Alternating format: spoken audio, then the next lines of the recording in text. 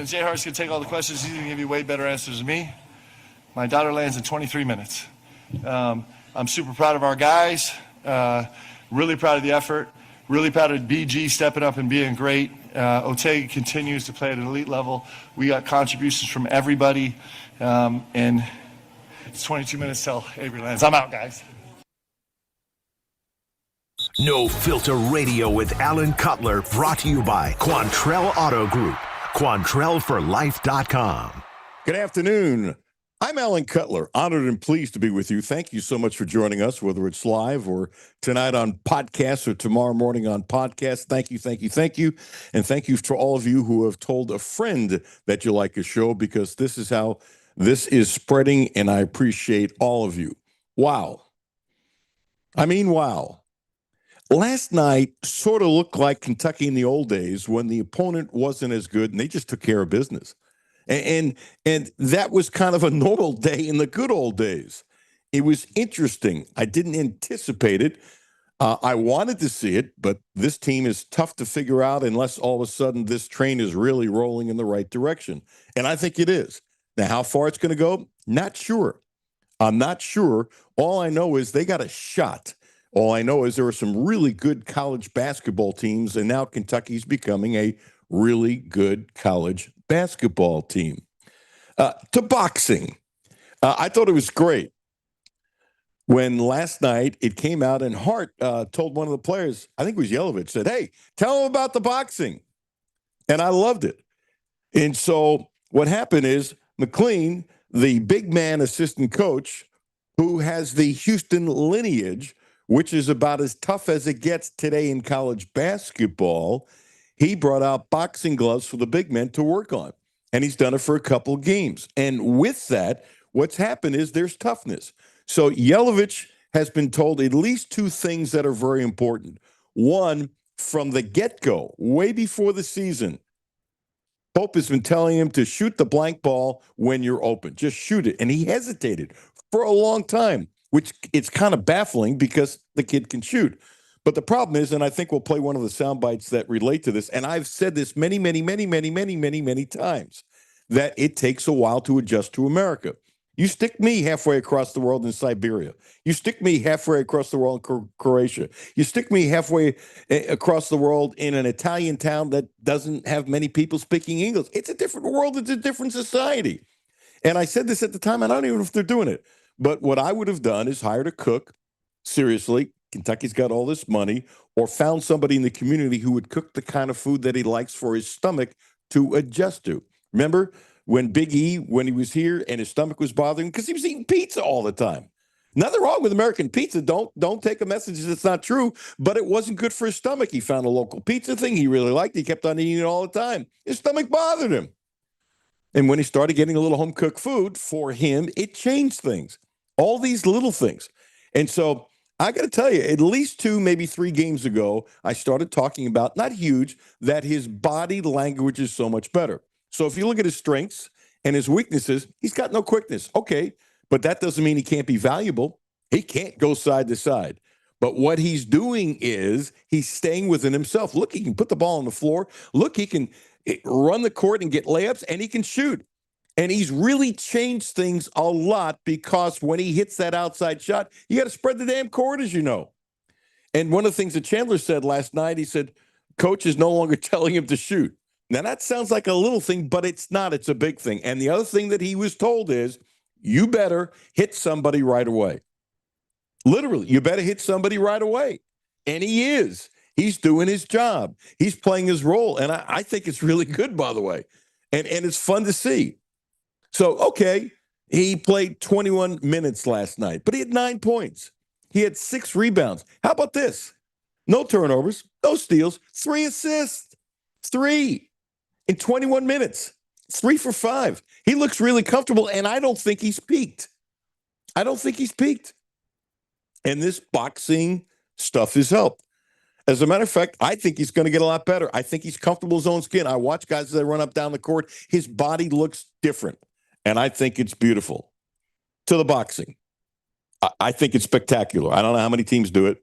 I do know this. The first time that I knew of boxing coming to Lexington was when Hal Mumme was the coach.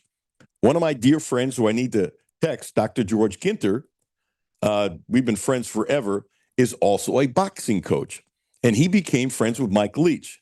And there was nobody closer to Leach in this town than George Ginter. As a matter of fact, I met Leach, and I think I've told this story before. I met Leach when Mummy and those guys show up. He says, come on to the house, have a beer. We got food. Some of the coaches are going to be here. And I walked into the house and whatever, and I get a beer, and I'm standing there talking to a guy, and it's kind of embarrassing because I hadn't seen a picture, but I had read the bios of Mike Leach and stuff like that. And I start talking to the guy, and I don't remember which one of us raised our voice first. It was kind of funny. But whenever I did, this guy, who I don't know who the hell he is raising his voice back. And by the way, I was smiling and he was smiling. And Jimmy, we went up and back, I don't know, a number of times. And all of a sudden I said, who the hell are you? And he goes, who the hell are you? And we're both smiling. And I say who I am. He goes, I'm Mike Leach, offensive coordinator, great friend of Al Mummy. And we just burst out laughing. And from there, we became pretty good buddies, not like my buddy Ginter. And one of the things, and when Mike passed, I said this, that I regret. We all have regrets in life. You know, I try to push him out with meditation and stuff like that. It's far from perfect. But Mike had invited me to every place he coached, and actually invited me to Florida to go fishing with him. I wasn't going to go fishing because I can't handle the ocean and the waves and stuff like that. But I should have gone. I absolutely should have gone. Yeah, he had that home in Florida, invited me down there, and I regret. You know, I keep on saying this, and I'm still guilty of it. Try to take care of your regrets, and try to do things when you're supposed to do something, and you need to do something, and that's part of what I'm about to do tomorrow, but that's neither here nor there. And I don't know if I would have done this 5 years ago. It's a little change for me. I'm just saying the people you love, make sure you tell them. Matter of fact, Jimmy, I don't know if you realize this. I have said I appreciate you more in the last year than probably the whole time combined. I don't know if you thought about this. Why would you think about it? But I have, at least I think I have, unless I'm delusional. Don't answer that. And I really do appreciate you. You're smiling. I'll take that as a good thing. I was just smiling because you said delusional. Oh, well, I'm sure there's some of that in me like there is everybody. Yeah. You know what? I'm not going to ask you how you think I'm delusional. I don't think I want the answer. It's all good. Back to boxing. So Mike Leach was into boxing. And so I want to say he hired, but he didn't pay him. Dr. George Ginter took the offensive line, and I did a couple TV stories on it. And he was working with them in boxing, and they loved it. And they loved it. And think about, what does an offensive lineman do? You got to use your hands. And I said at the time on TV, I have no idea, in one of my stand-ups, I have no idea why every football team, and I don't care if it's Eastern, I don't care if it's Georgetown, I don't care if it's, I don't know why every football team doesn't do it.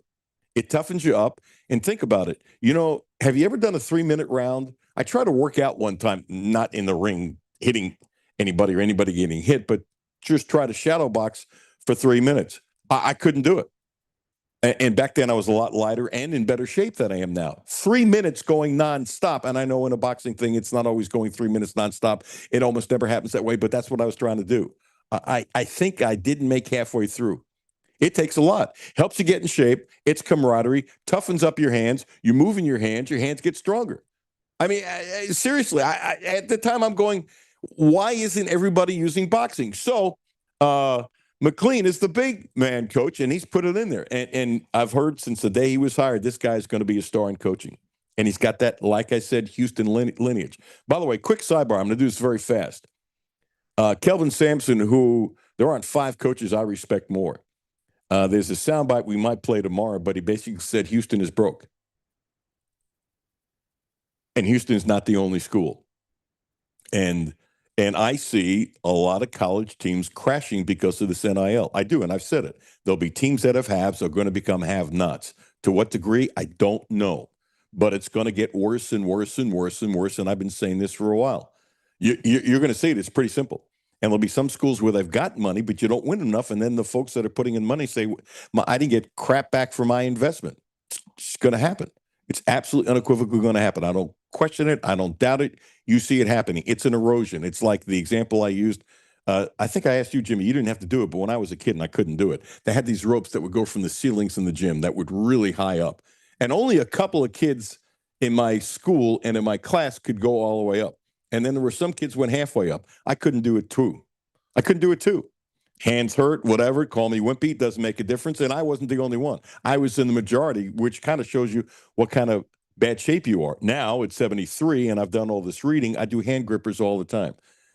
Anybody out there my age, and there's a whole bunch of people either my age or a little lower than me, work on your hand grips. Go look at your own research. I'm not going to get on the tangents about how hand grips have a lot to do whether you fall or not, which is ridiculous how bad it is. And I've had a couple friends fall. I keep a hand gripper in the car. Seriously, when I get in the car, I use the hand grip every day, even if I'm going to the Y to lift weights. Every day. Every day.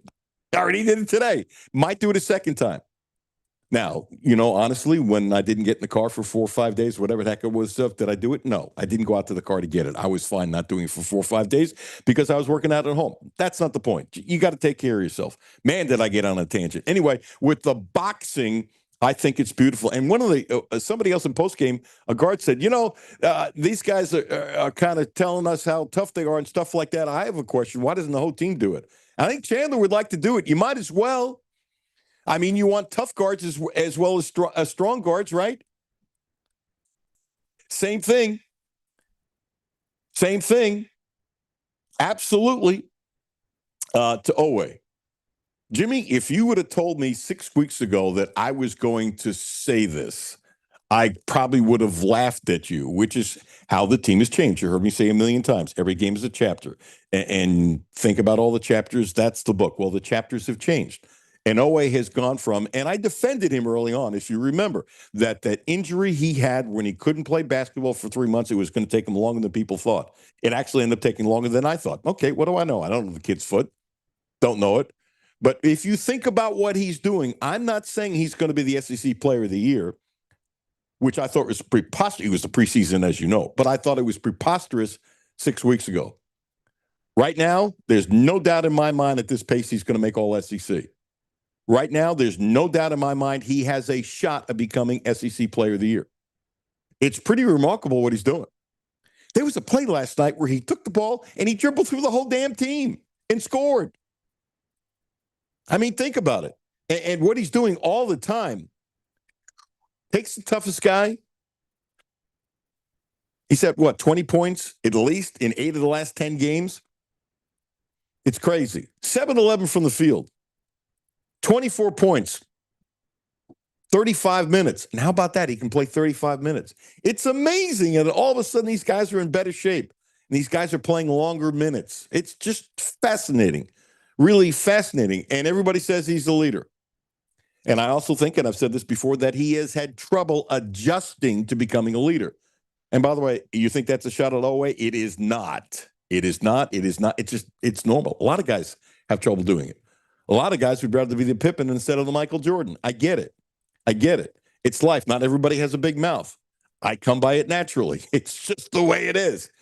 And it looks like the Abate has adjusted to playing 19 minutes a game where he's contributing. It's in the right role. It really is in the right role. So always absolutely, it's spectacular what he's doing. It's not good. It's absolutely spectacular what he's doing. By the way, Mike DeCourcy coming up at 12:30, Sporting News, the great Mike DeCourcy. Zach from KSR. Jonathan Davis after that. Really good stuff. Really, really good stuff. I'm so excited about today. I'm so excited that I'm actually thinking there's a possibility that Owe could be SEC Player of the Year. Brandon Garrison. Jimmy, can I use a word that starts with a B? I think so. Okay. So if I get fired, you're going to get fired along with me? If it's the word I'm thinking of, I think you're allowed to use it. Okay. So this part fascinates me. Really fascinate me. I really thought, and I am wrong, that Pope and his staff would try to rein in Garrison a little bit because of all the technical fouls and stuff like that. I'm wrong, and you're going to hear it. We got a couple sound bites on. I might play them pretty quickly, Jimmy, just for a heads up, that I'm fascinated by what Pope has decided. I mean, fascinated. So I don't know about this, and it can't happen because his mom has a job and can't do this. But if it was me, and you could and you can't, moving Brandon's mom and Akari, his beautiful son, to Lexington, because it doesn't seem like every time that they're around, he plays really well. It's just interesting. So one of those plays where he got fouled, and then one of the Oklahoma players kind of pushed him on top of it, and he goes down. And I'm sure it was heard all over down there because you could pick it up the sound from what I saw. He said, "What's up, bitch?" Now, isn't it interesting he didn't get a technical for that? Had that been Doug Shouse, Jimmy, what do you think? He'd have gotten a double technical? Yeah. He'd have given him a triple tech. By the way, if Doug Shouse refereed last night, I think there would have been some technicals. I'm serious now. I'm not doing this to rip Doug. I just think there would be. And yet somehow it stayed in control. And so what I found amazingly fascinating, and I mean amazingly fascinating, is that they are not trying to harness him at all. Jimmy, would you cue up clip number 6 from the coach's postgame, where Pope did one soundbite and the rest was Hart? And so somebody asked an obvious question. I'm really glad whoever it was did, by the way. So there are times like when he got that technical the other day. I mean, you just knew he was going to get the technical. And I'm thinking, what the hell is he doing? Seriously. And I have criticized him for it. Seriously. Okay, I'm not taking back what I said. So you want somebody to be physical, but you don't want to be too physical. So I'm kind of thinking Pope and told his staff, where they talked about, they've talked about it as a staff, absolutely, and told them to rein it in. Okay? So what has the staff told Brandon Garrison about being too physical and getting technical fouls and reining him in? Listen to this. It's rare that I find a soundbite fascinating. This, to me, is fascinating. Nothing. Keep doing that. We need that. A lot of times, me working here at Kentucky, it's always the other team's biggest game. And so we need him to go back to being who he is, getting physical with players, and we feed off that, especially as coaches. We not encourage him to do anything dirty, but we need his physical play, and we need him to be that, and I applaud it. To me, I love that soundbite. I also like he said, and I knew it, but he had to say it. Hart did a really nice job postgame.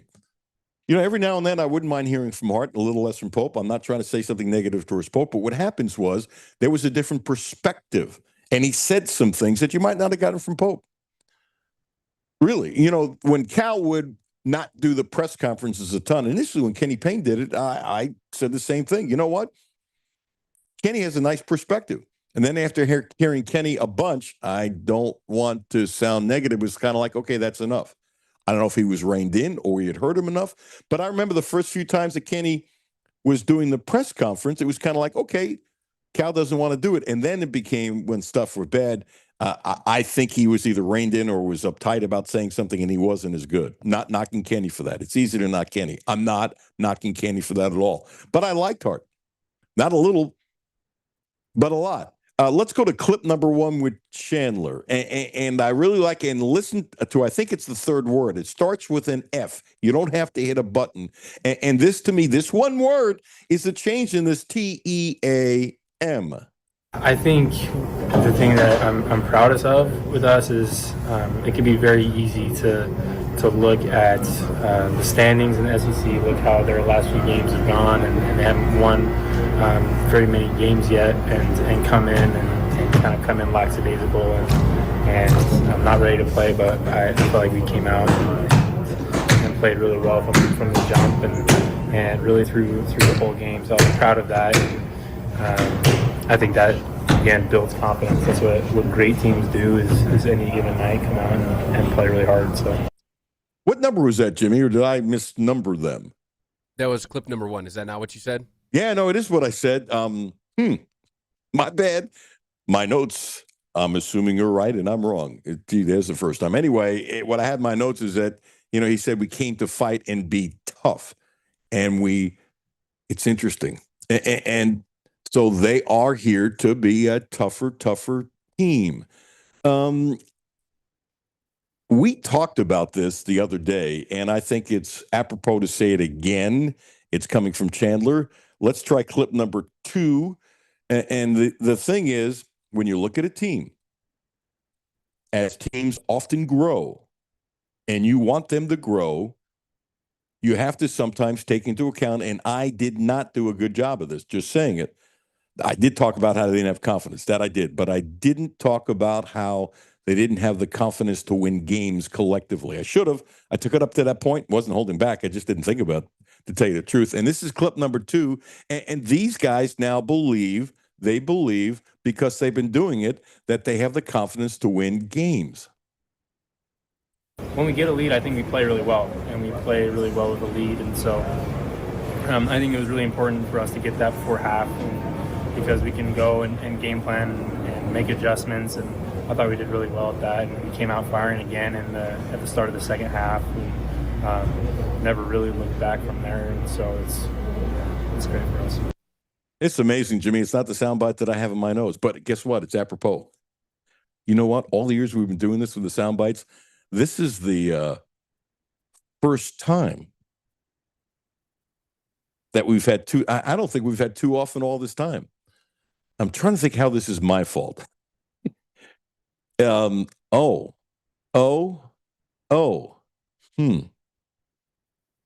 Jimmy, I think I was pulling from the wrong sheet in my notes. I think that was very possible. But it fit. Isn't it interesting how it fit? It did. Okay. Hart said this. We're going to go to clip number 3 in Hart. The over and under is it's going to be correct. You ready for this? It was interesting. A little later on, a reporter threw to Chandler, hey, could this be a trap game? And he said, what's a trap game? And he didn't know, which I thought was fascinating. Yeah. And then whoever the young reporter was gave the explanation. Says, oh, okay, that makes sense. I was surprised he didn't know about it, but it was interesting how he just, latched onto it. You got to remember, Hart was a stud in high school.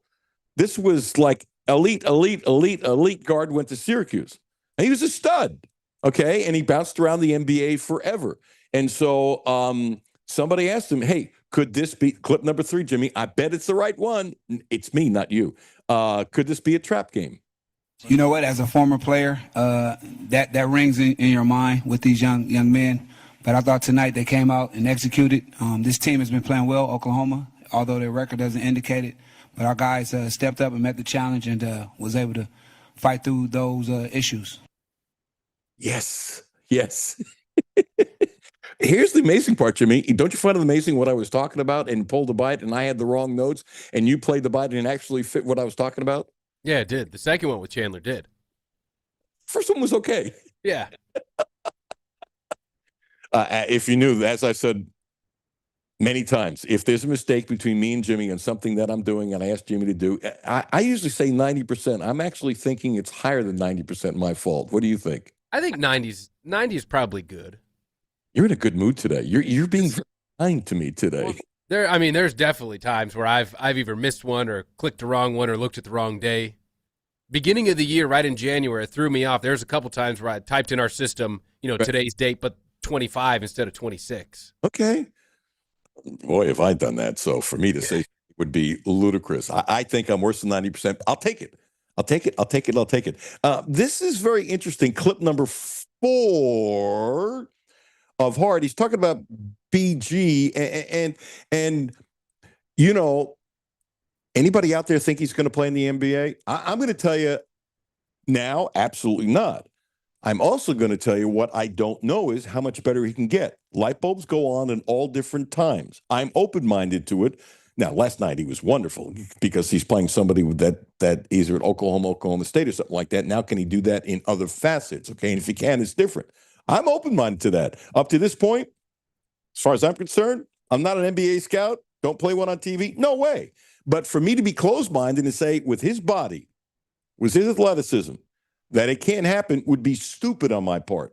Because, look, did you think this team would be this good now versus 6 weeks ago? No. So maybe it'll come together. And I like how he describes who clip number 4, Brandon Garrison is. Well, he's a young professional in terms of coming to work every day and doing his job. And, when you do that, the basketball gods will bless you. And tonight he was in the right spots. He played with a lot of energy. And, that's what happened when you just continue to work. And every game won't be like that for him, but as long as his effort is there, we're happy with that. Clip number 7. Number 7, where Hart is talking about Yelovich. Yeah, super proud of him. He got a little down on himself early in the season, being from another country, trying to come in, learn the language, learn our culture, system. And so when he did sit, he had to sit and learn. And, sometimes sitting on the bench, it does that to you. You light a fire up in you, and I don't think he wants to go back to the bench. And so he's coming out with a sense of urgency. He kind of know what Coach Pope wants, and he know what he can do. And so we need him to continue to play strong, shoot with no fear, and give it your all. And that's what he's been doing. Okay, let's go to this. I have the right notes, Jimmy. Clip number 3 of Chandler. It's amazing when you get the right notes. This is fascinating, and it fits with Yelovich. Late, and also coming in and having to play against Mo every day at practice is a little bit demoralizing, I think, with how physical he is. I think talking to him, that was a big thing for him, was the physicality levels, and that takes it was the same for me last year in coming a little bit different circumstances, but it just takes a little bit of time to get your feet under you, to get used to it, to get confident. And so we're at that point where ever since he stepped on campus, Coach has been yelling at him to shoot it every time he gets the ball, because he wouldn't shoot it. And now that's, I think, where we're at, is no one has to say anything to him. He's shooting the ball, and he's been shooting it great. He has been shooting great, and he's the way he's sending his hands. He was 3 for 5 from the field, 2 or 3 from downtown, and the 6 rebounds, the 9 points, 3 assists. I really like his game. For a guy who has no lateral quickness, and he does a lot of really good things. As a matter of fact, you're seeing more and more and more and more that he can be really good. And I think it's like a flower that it's just blossoming. I do. I'll tell you what blossoms all the time. Quantrell, what a great dealership. When you're driving around Lexington, confidence matters. I've spent more than half my life on these roads in Kentucky. And safety, honestly, isn't a slogan to me. It's real life. That's one reason I trust Volvo. Quantrill Volvo has been part of the community for years. Brentley and Mark are friends of mine, and they run the dealership the right way with care, integrity, and real respect for the people they serve. I know this firsthand for a long time. If safety, smart design, and peace of mind matter to you, start your search at Quantrill Volvo. Right now, get financing as low as 0.99 APR for 36 months on most 2026 models. Visit QuantrillVolvo.com. See dealer for details. We have the VC60. It's a hybrid. We love it. We love it. We're saving a bunch of money on gas. You plug it in at night. Well, my wife plugs it in at night. Best car we've had for 43 years. It's a pretty simple deal, and it's the truth. Check out Quantrill. Use my name. I trust them. Mike DeCourcy coming up next. Alan Cutler, 1300 AM, 92.5 FM. No Filter Radio with Alan Cutler, brought to you by Quantrell Auto Group. QuantrellForLife.com. Hi, this is Alan Cutler. Have a no-filter comment? Hit the text line, 859-381-1313. 859-381-1313. Hey, I'm Dale Wise. I've just recently retired. I know that the electronics, if you don't keep up with it, it can get away from you and get real confusing. Republic Bank's app, I use their app, and it is so easy to use. I log in with my fingerprint, so it's super easy. I don't have to remember 50 million different passwords and all that stuff. And it lays it out just real nice. That's Dale's story. Now let's get to work on yours. Republic Bank. Time to thrive. Member FDIC. Data rates may apply. Hi, this is Alan Cutler for my friends at Quantrell Cadillac. There's something unmistakable the moment you step into a Cadillac. The soft glow of the dashboard, the quiet power waiting beneath your foot.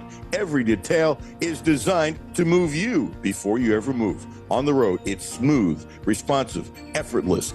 Advanced technology surrounds you. Performance responds instantly, and the world outside fades away.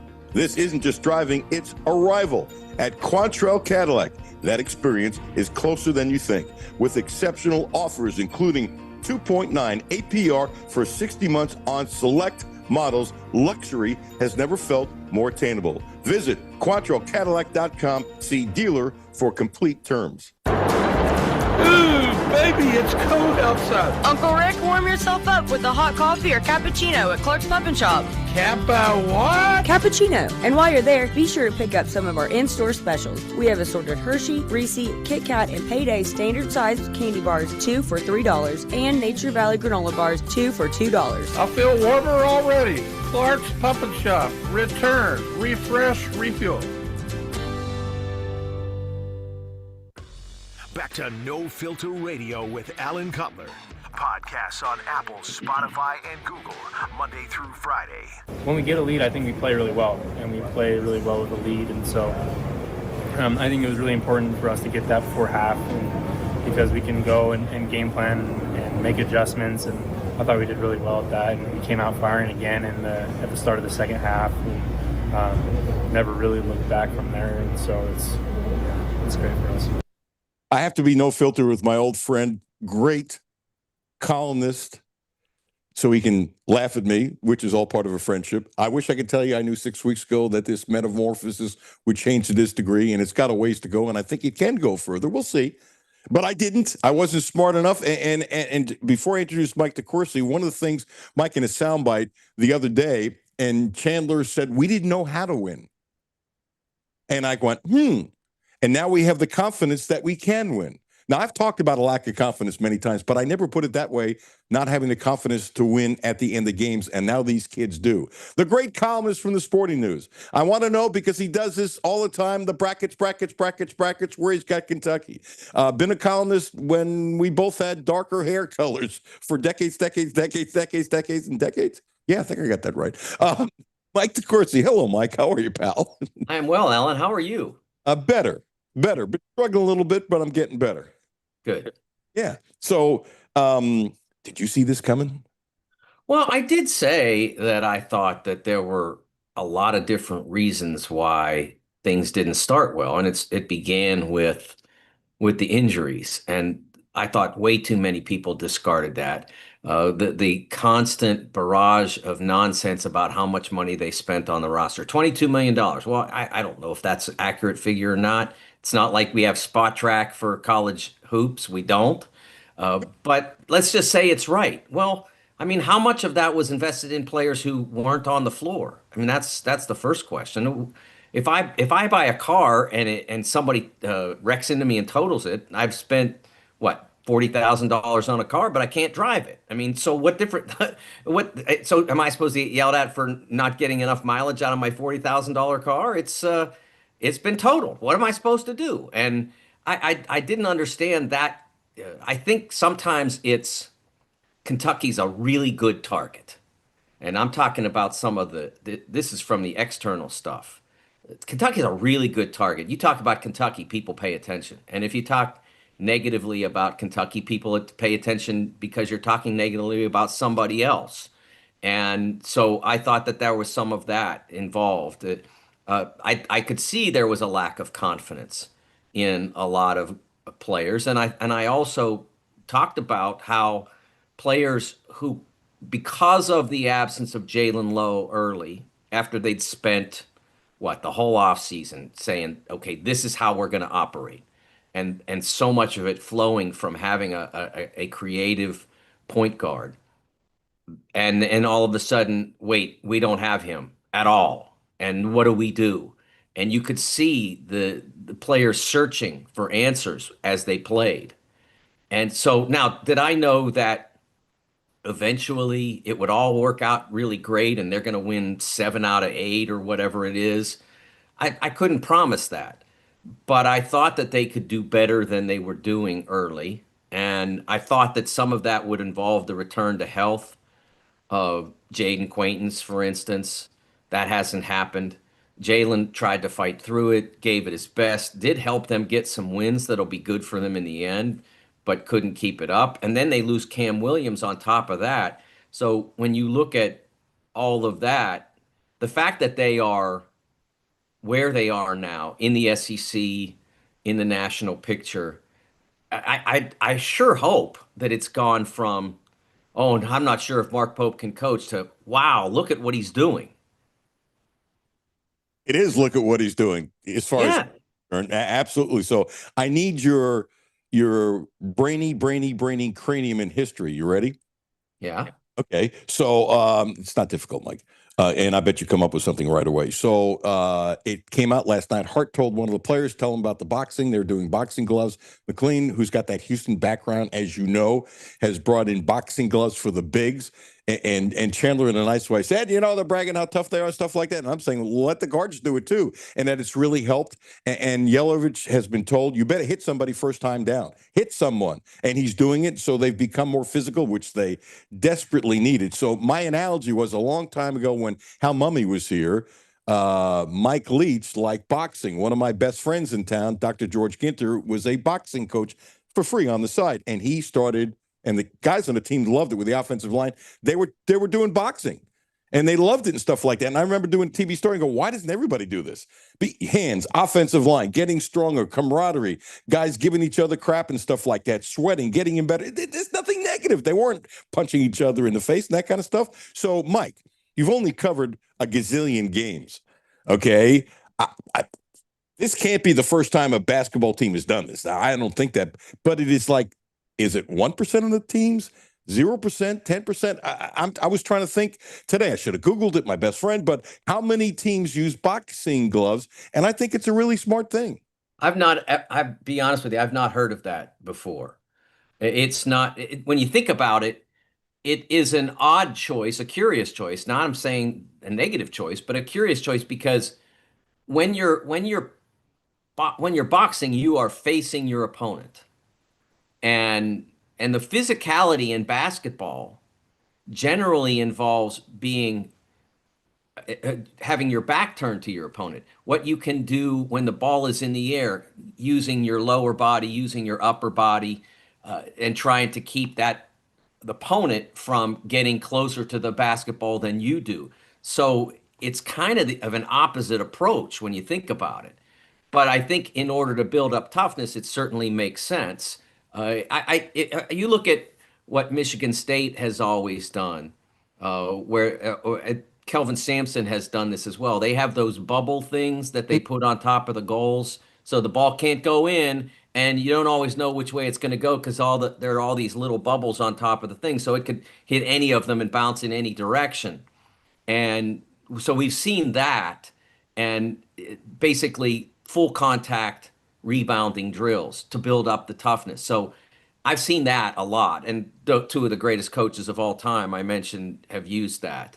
The boxing concept is a new one for me, and I think part of the reason why it doesn't occur, it makes sense in the offensive line. You need that handwork. You need to do, and I mean they even call the technique in offensive line blocking a punch, even though it's technically not. It's extending your arms quickly, usually with an open hand. If you do it with a fist, you might be in trouble.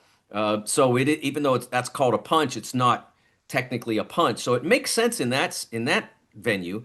It doesn't necessarily. It's maybe not as logical in basketball, but I think if you do whatever you can do to build up toughness, and as long as it's within the bounds of good taste and safety, and hey, boxing is a sport too, and obviously with headgear and all this other stuff, it doesn't necessarily have to be dangerous to get involved with that a little bit, and it certainly can help again build up each player's toughness that gets involved. I think psychologically they're buying into it. So I think it's helping them. I think it's creating a mindset.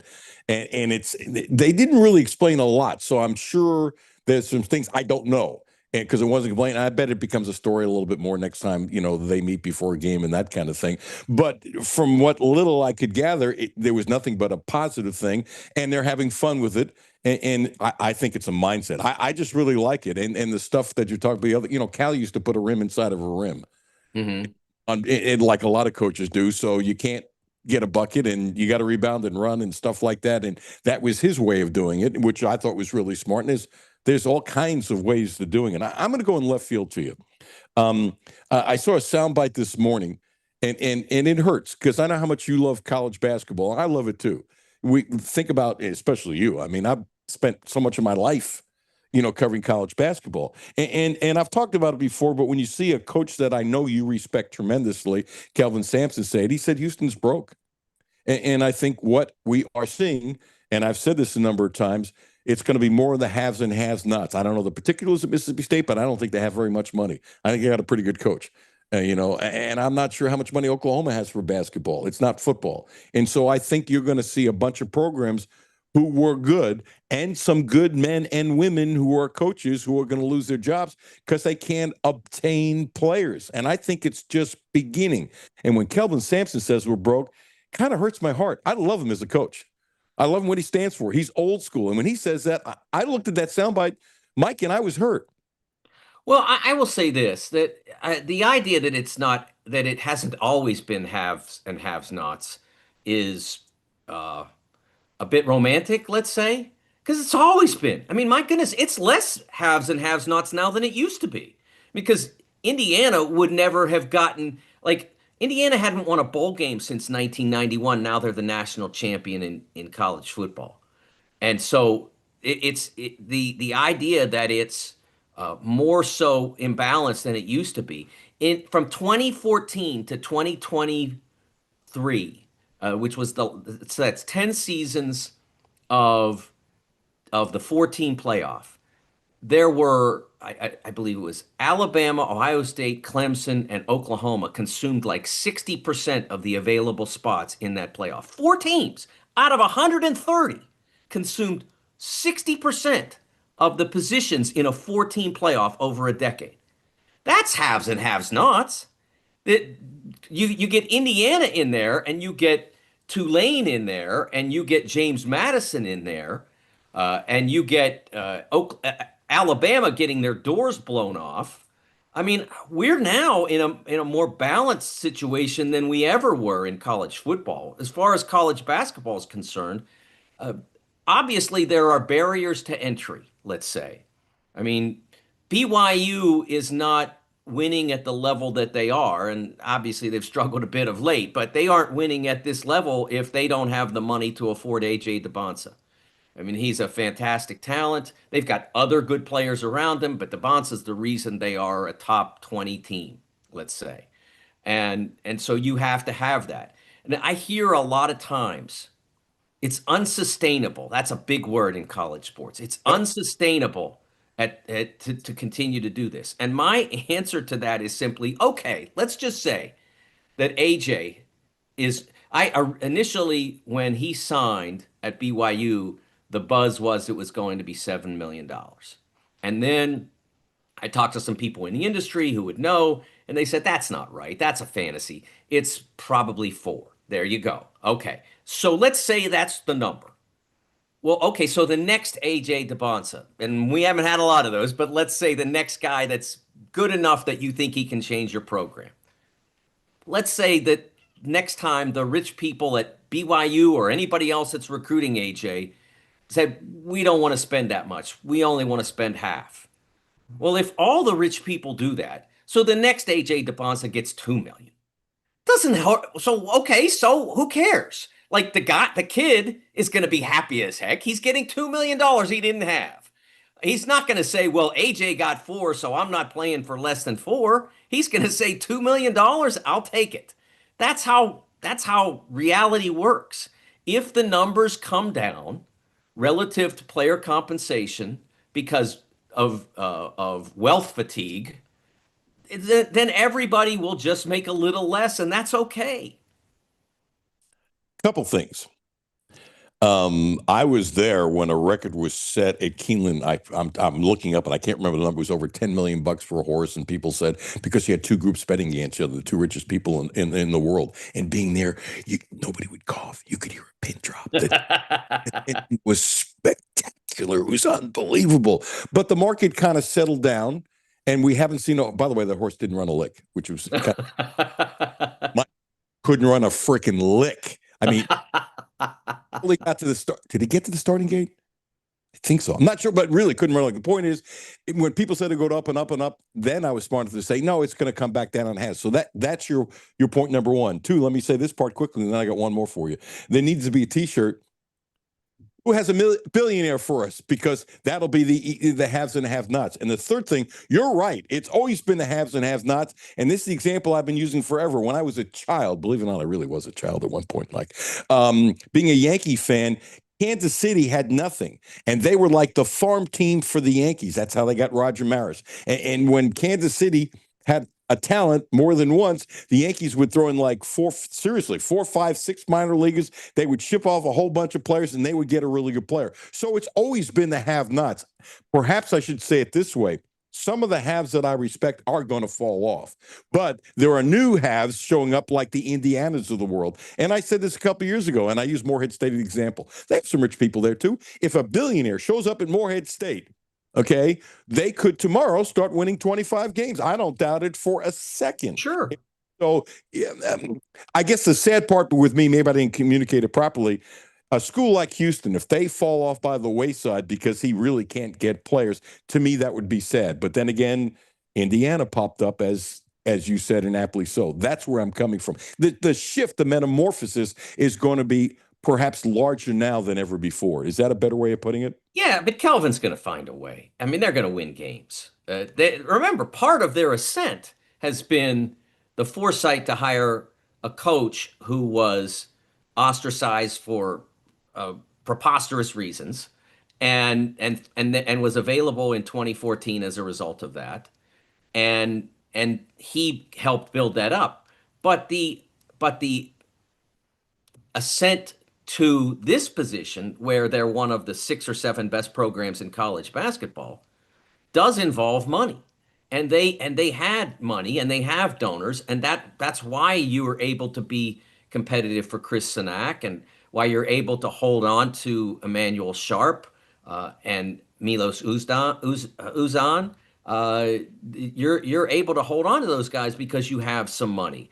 And when he talks about being broke there, I don't know exactly what he's referring to, but they don't have roster problems currently. They may in the future. I don't know. But they don't have roster problems currently.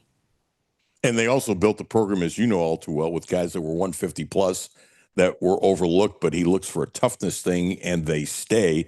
And I remember after last year, he said we spend most of our money keeping our players because. Now, I mean, they've got 2 of the best freshmen in the country right now, especially Kingston Flemings, who's an All-America level player.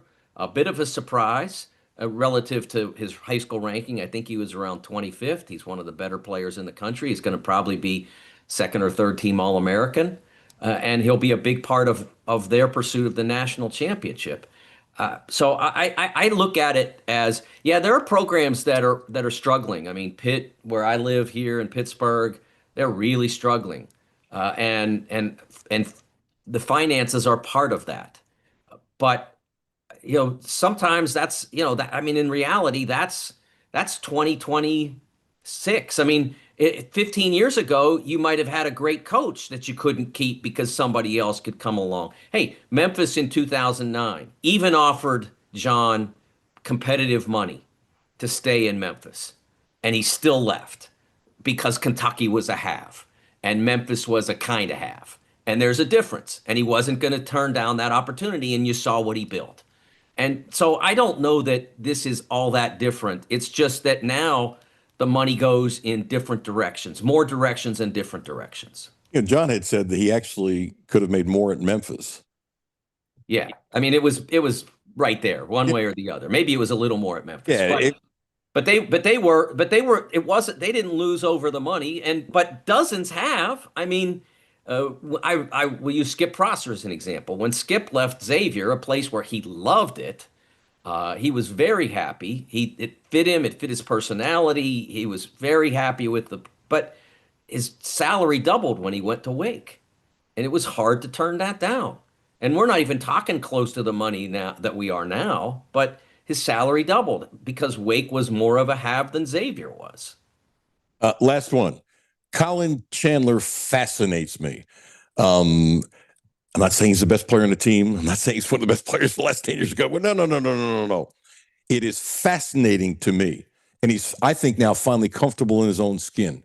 Yeah. I think he's going to be much better. My thing with him is he should work out with Reed Shepherd. And I mean this. Reed has an ability that's improved tremendously from his time at Kentucky. That's not a shot against Kentucky. It's just a maturation process. Yeah. Working on your game. Some people say, well, he's better than the NBA. Yeah, guess what? The kid worked for 2 years hard, and he just got better with his craft. Why some people don't get that is just, one of my pet peeves, Mike. I'm sorry, but it just drives me freaking crazy. Reed Shepard right now, under 25 in the NBA, is better than anybody I've seen. Again, under 25 at creating space off his dribble when there is no space, and then he's got the God-given ability to just jump over people and stuff like that. And the difference between he was good here, but he's great in the NBA at that. If Chandler would work out with him and get that, Chandler would be, I think, a huge star. Point is, whether it was passing, a couple games ago, he was 1 for 9 and hits a 3 from Danville that was huge in the game. Passing, it's like for a steal. In the last 5 minutes, he's the most clutch player on the team, even and always been wonderful. But how often do you see a guy who's not your best player to be that clutch in the last 5 minutes? I think that what Colin has come to understand is how he fits into this offense. A year ago, I think he really knew his role and he was great at it. It wasn't a huge role, but he was great at the role. And then I think that when Lowe got hurt and was absent, and Denzel was kind of trying to find himself as a point guard, and shots weren't coming readily for anybody except maybe Denzel when he was able to get deep. I think Colin started to force things a little bit early in the year. I talked about that a lot. How many times I saw him take shots that were not Colin Chandler shots. Look, he can get to the rim. I'm not saying never attack the rim. I'm saying Colin Chandler doesn't need to be taking off-balance floaters with the game on the line. He doesn't need to be taking twisting reverse layups in traffic with the game on the line. And he did that a couple of times. But now now the shots are starting to make sense.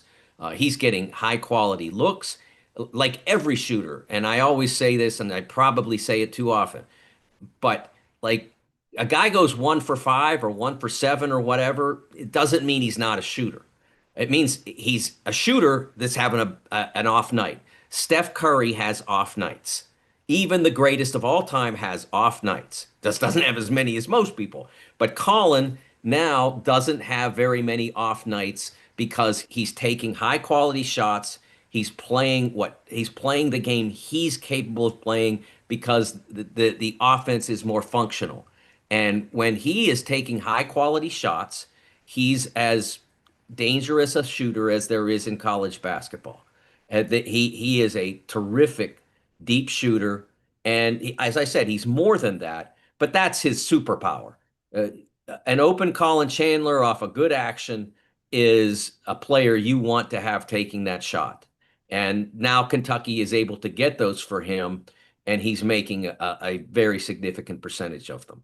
Well, that's a great soundbite. It's going to be all over about social media everywhere. It's the clip of the day. I know it means so much to you, Mike, that you've made the clip of the day with all the great things on your walls. I made Cutler's clip of the day. Oh, yeah, I'm sorry, Alan. There wasn't enough room in my wall to put it up.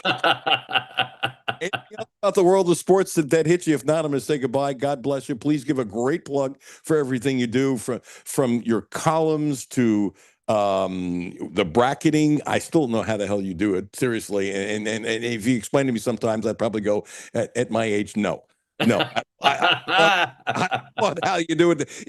Matter of fact, I bow to you with that stuff. Give yourself a beautiful plug, and if there's anything else in your cranium you want to fire, great. If not, I'm going to say thank you, God bless, and stay healthy. Yeah, I've got a story coming out in the next 24 hours about the 9 dumbest decisions in Super Bowl history in advance of the Seattle Patriots Super Bowl, as well as kind of a commemoration of the last time they met in the Super Bowl. You may recall tonight at 6 p.m.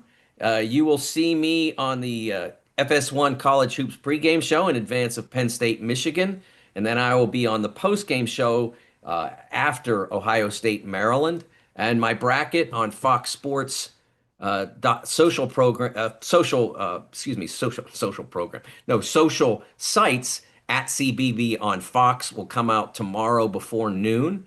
And then you can see me on the Big Ten Network next Tuesday at noon on the Big Live program. We're live every every day at noon. We have a show we do, and I'm up here on Tuesdays at this time of year to talk about the Big Ten and their position in the brackets.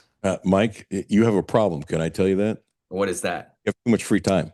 Yes, absolutely. 100%. Really fast. Where do you have Kentucky in the brackets, today? It's changed tomorrow, the next day. Or... Yeah, I haven't. I know they're going to be up. I think I had them in the 8-9 game. That's what I thought. Yeah, in advance of what happened in the most recent game at Oklahoma. They're going to be climbing up. The question is simply, do they have enough juice for a 6 at this stage? They may, at worst, a 7.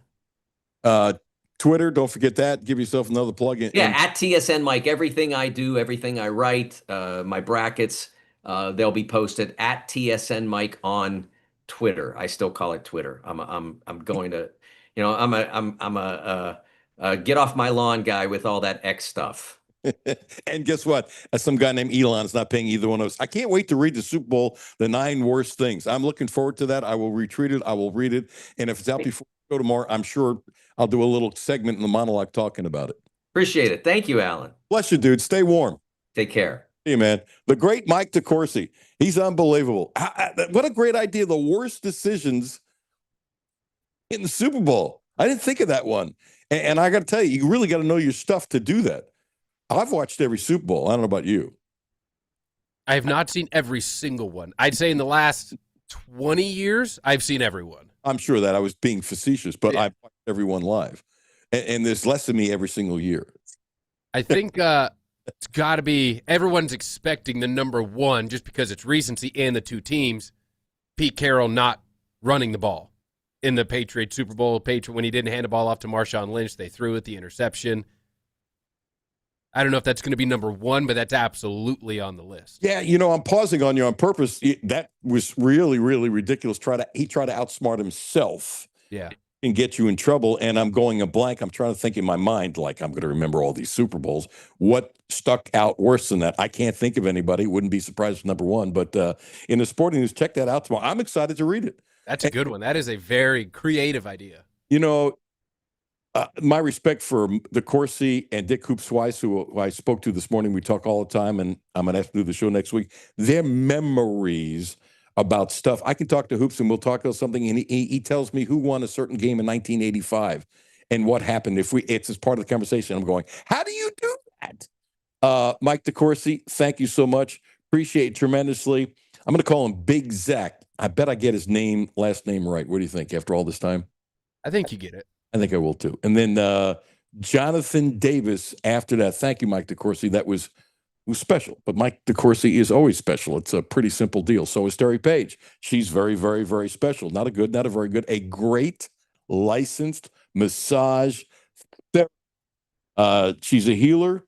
She's helped me tremendously in Butler, Kentucky, Monday and Tuesdays, then in Lexington, Thursdays and Fridays on Regency Road. She's a special person, ridiculously smart. And as I keep on saying, I don't know why she ever has an open appointment. And she told me this. I've said this a couple of times. She's lost some clients every now and then because they get healed. They don't come back. After you've had a problem, it's bum, bum, bum, bum, bum, bum, bum. You're good. And then some come back for a maintenance thing. And to me, at my age, I need maintenance. So I see her. I've been seeing her for a long time. 859-373-0578. Please use my name, Terry Page. Alan Cutler, 1300 AM, 92.5 FM. No Filter Radio with Alan Cutler, brought to you by Quantrell Auto Group. QuantrellForLife.com. Hi, this is Alan Cutler. Have a no filter comment? Hit the text line, 859-381-1313. 859-381-1313. Hi, this is Patrick DiGiacomo, and this is why I would recommend Republic Bank. So, when the bank manager brought me over just to show me how their ITM works, he hit this button where an actual live person came on the screen, and she was so kind and helpful, and it just made me feel like, wow, I'm not dealing with just a machine, I'm dealing with somebody that's actually paying attention to what I'm doing, and it made me feel really good. And that's how Republic Bank helps their customers go from living to thriving. Learn more at republicbank.com. Member FDIC. Hi, this is Alan Cutler for my friends at Quantrell Cadillac. There's something unmistakable the moment you step into a Cadillac, the soft glow of the dashboard, the quiet power waiting beneath your foot. Every detail is designed to move you before you ever move. On the road, it's smooth, responsive, effortless. Advanced technology surrounds you. Performance responds instantly, and the world outside fades away. This isn't just driving, it's arrival. At Quantrell Cadillac, that experience is closer than you think, with exceptional offers including 2.9 APR for 60 months on select models. Luxury has never felt more attainable.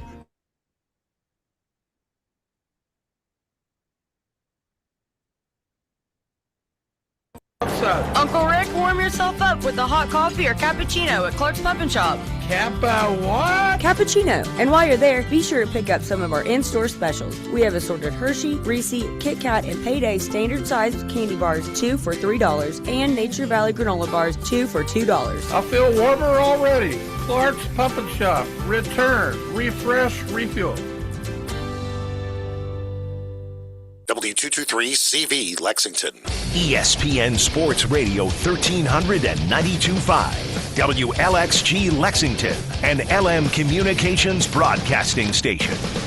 The only no-filter sports show in Kentucky.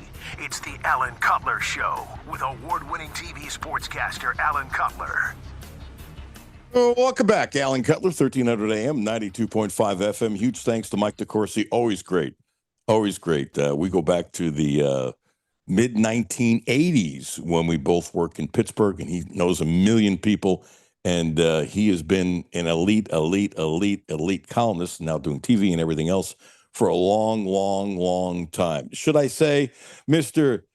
Hagan or should I say Big Zach? Either way, it's interesting. You have gotten, because I've heard some of your stuff on, when you're doing for KSR and stuff like that, and you've gotten so much better. I guess you call it radio or podcasting, whatever. You have grown very quickly. It's interesting in about a year or so. So good for you. You're very conversational, and you now sound like you've been doing it for a long time. So Zach, thanks for joining us, and thought I'd toss you a compliment, because if you go listen to yourself when you started and now, it's two different people. Yeah, well, thank you for the compliment, first of all. But I don't even like to go back and listen to anything I said a week ago, let alone a year or two ago. So, yeah, it's definitely I've kind of been forced into doing, not forced, that's the wrong way to say it, but, pushed so hard into doing more video and radio stuff. So podcasts, what have you. So you're kind of learning on the fly, and it's definitely fun. Like I'm talking about basketball. So I have no problem sitting here and chit-chatting with everyone and having fun with it. Yeah, no, I wish, when I started, that there were all these avenues for improvement and stuff like that. Because, I used to sometimes, when nobody was around, I would tape record stuff and hide the tapes. Or if everybody was out of the house before I was 10 years old, I would turn the sound down and do play-by-play of Yankee games and stuff like that. And somebody walked in, I'd shut up. My brothers told me I'd never heard you do it. Yeah, if you weren't around, why? I don't know, just the way you were. So you've gotten tons better. So, well, thank you. You've predicted that Kentucky would get this better, right? Yeah, I mean, because you did, because I didn't. Maybe not. Maybe not to this level. It is interesting that the injuries have almost made things a little bit easier, smoother, maybe for some of the the current rotation. I think that's actually helped guys not have to look over their shoulder a little bit. Everyone knows their roles a little bit easier. So in that way, I think that's kind of the big reason why Kentucky's really started to click here and find things. Would that have still happened if all these guys ended up being healthy? Who knows? But that's just not the situation UK's in right now. So I'm not shocked to see them turn things around, because I do think Mark Pope is a good coach. But to do it with kind of how things have unfolded throughout the whole season is pretty impressive, honestly. If we're really soaking it in. Obviously, the Vanderbilt loss is still kind of it sits in the back of your mind when you try and look long term for the rest of the season, because you know that things can go south pretty quickly still. But 7 of 8 wins now, so they're just playing really good basketball, really fun team basketball. It's not anything flashy or anything, but it's fun to watch. I'm not so sure they would have improved like this if not for the injuries. And I don't mean to sound harsh, but guys know I get it. And one of the things I complained about, I'm sure you did too, was the fact, can you play these guys a little bit longer? Aren't they safe to play longer? You're taking them out so quick. It wasn't like a hockey game, but, 3 in and 3 out and this and that, and you can't get into a rhythm. And I wonder if it messed with your confidence. I wonder if there's some kids were thinking they probably wouldn't admit it. Oh, my gosh, if I make a mistake, I'm going to get yanked and stuff like that. I mean, I just think that was just all part of it. And now you look at guys playing over 30 minutes a game, and OA plays defense, and he's playing just the entire game, and they're able to do it like a real basketball team. And I don't think Aberdeen would ever be playing this good if he didn't know what his role is. I feel bad for the kids who got hurt, but sometimes too much is no good. Yet on the other part, coaches want to make sure they have enough players, and it's a catch as catch can kind of deal. And the injuries, I think, have helped this team tremendously, as bad as I feel for those kids. Yeah, absolutely. I mean, you can just look at someone like Colin Chandler and even Trent Noah, like guys that were just kind of Colin Chandler was a starter for a long time, then essentially got benched for, a game or two, and then he's come back and there's no one else in front of him anymore. So it's just, let's go out there and play. Let's hoop. Like, he missed his first three-pointers yesterday, and then comes in and shoots the fourth still in the first half. And afterwards, he's like, that's how I know my confidence is high, because I was not afraid to shoot that fourth shot. That probably doesn't happen a few weeks ago.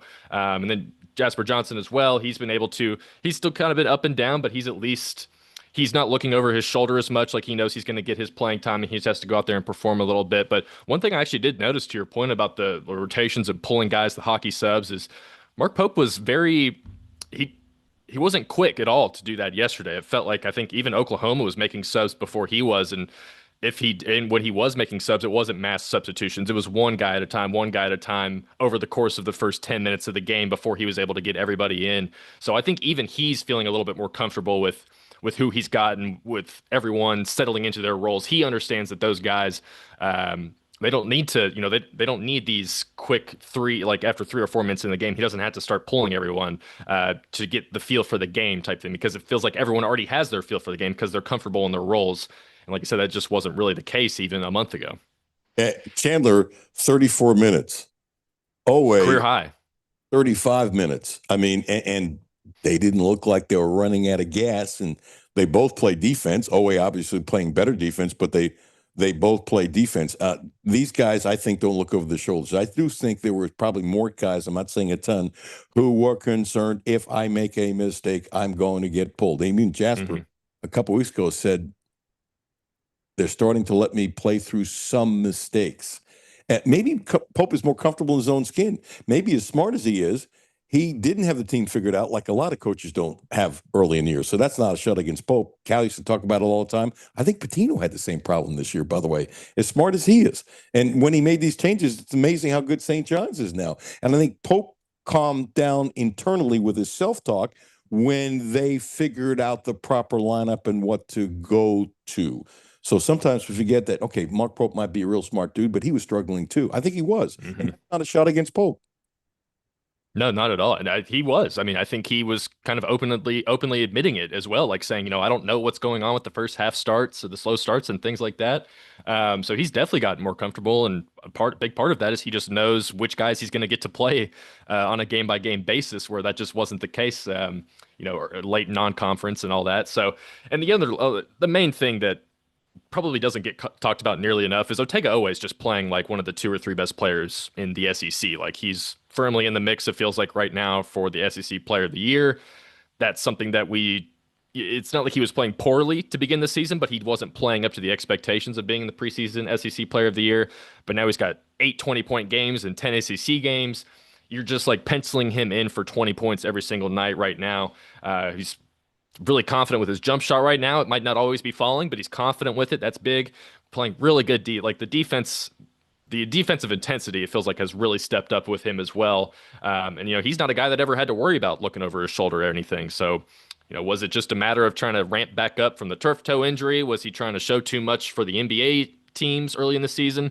I don't know what it is, but he's really settled in, and he's now become just the go-to guy. Like, I'd like him to finish a few of those layups at the rim a little bit more consistently, and I'm sure Pope would as well. But it's hard to nitpick when he's just going out there and scoring 20 points every game. And he's doing it pretty efficiently. He's the playmaking feels like it's gotten a tick up from last year as well. So just he's really turning into a very solid all around player. And I mean, it starts and ends with him for Kentucky, and especially if you got Oklahoma across from the other team from him, he just loves playing the Sooners. So, but even not against the Sooners, he's been playing great. So I do think it starts. Wade probably deserves more flowers than he's been given so far to start SEC play at least. I said in the monologue that I didn't think I would ever say this 6 weeks ago, that he's in the running for SEC Player of the Year. As a matter of fact, about 6 weeks ago, I said I don't even see him as all SEC, honestly, because Right. I mean, he's improved that much. I don't know where I heard the stat last night. I'm trying to remember if Tom Leach said it after the game, whoever it was, but I kind of went, whoa, maybe you know this. I need to find where to look it up. But he said in catch and shoot open threes that OA was number one in America. After the game, it was somewhere in the Kentucky broadcast. And I went, oh, because he does need a little extra time to set himself. And by the way, nothing wrong with that. And I bet he'll get better at it next year. And he is going to be an NBA player. Now I know he's going to be an NBA player. 6 weeks ago, I didn't even think he'd get drafted. He'd end up in the G League, and you work on your stuff, and maybe with his craft he can get in. Now I have to look at an NBA list. I'm going to wait till next week, because getting through Tennessee, and if he plays well and that kind of stuff, I can see him being somewhere in the second round at this point. And you can't say Lotto. Let's not get stupid here. There's too many great. There's going to be so many freshmen this year in the Lotto. It's crazy. But he's an NBA player now. He's absolutely an NBA player. I think Cason Wallace is a better defensive player, always a really good defensive player, and always a better offensive player. And so they're actually in some ways similar. And OKC is really brilliant when they don't need Wallace's offense, but they need his defense. And Cason Wallace is one of the best defensive players in the world. Seriously. And they're smart enough to know we got other guys that can score. The other night, not last night, but the other night, I was watching OKC, and his shot looks better. He's tightened it up, and obviously they're working with him. I didn't say it was good, and I thought it'd be better by now, but maybe there's hope for him being a pretty good shooter. But so I think there's some comparisons between the two, but Owe is not nearly as good as Wallace as a defender. You see the analogy? Yeah, absolutely. I mean, I think it was maybe December that Cason Wallace was named the Western Conference Defensive Player of the Month. Yeah. So, I mean, it's, he's a legitimately good defender, and he's shooting 36% on his threes this season. I just looked it up as well. So, just a really reliable two-way guy to help out with Shea there at OKC. But yes, I mean, you can see the comparisons, especially with just the size, because they're both big, strong guards. And I do remember the stat you're talking about. I think it was Coach McKill McLean who was talking to Tom Leach on the post-game radio show, because Mark Pope had to leave early. You might have already talked about that, left early for that. And I believe he told Tom Leach that Owe is shooting north of 60% on his catch-and-shoot threes this season, which is an insane number. And I mean, I haven't gone back and tracked those all myself. I trust Coach McLean that he's telling the truth. But that's an insane number. And I think he definitely is very, when he gets a nice runway to get that, because he's got the hitch in his shot. So if he can get a good clean look, it's going in, he's really efficient from the corners. I know that his corner shooting numbers are above 50% from three this season. But even yesterday, he had a pull-up three, kind of got lost with the dribble in the first half, and then just decided, I'm just going to pull up and hit it in this guy's face. And I think that's really where you're going to can Owe really separate himself and become a bona fide NBA player if he can be shooting 35% from three consistently at the next level. You can really start to try and put out some real comparisons. But like you said, I mean, Cason Wallace is legitimately one of the best basketball defenders in the entire world, which is insane to say. But Owe's great. He really is when he's locked in. I think that's key to say with him is when he's locked in, he is one of the better defenders in the SEC. It was McLean. I'm glad you said that. And you know what? I trust his numbers too. Mm-hmm. Really, I don't doubt his numbers, but it made me go, whoa. So, he's 28 of 80. I'm looking it up too. You think I would remember he's taking 80 shots off the top of my head? No. And I wonder what that number is when it's not an open catch and shoot. It's probably pretty poor. But let me say this. I also think it's probably pretty poor for most guys in that particular capacity. It also says something else, is that he's more apt to take a better three than he was before. So he's making more of what he's good at. And by the way, when he took that three you're referring to, as he's taking, I'm going, I can't believe he's shooting this. It's probably not go in. That sounds negative. I understand it. Just what is it? And I went, oh, wow, that's an improvement, which also shows, you know what? He probably won't admit it, but I think his confidence in his shot has gone up. If somebody asked him that, I wonder what he would say, because it looks like his confidence has gone up. Yeah, absolutely. And I think part of that is team-wide confidence as well. Like, everyone is starting to shoot better as well and score better and just play better in general. So maybe he doesn't feel as much pressure to,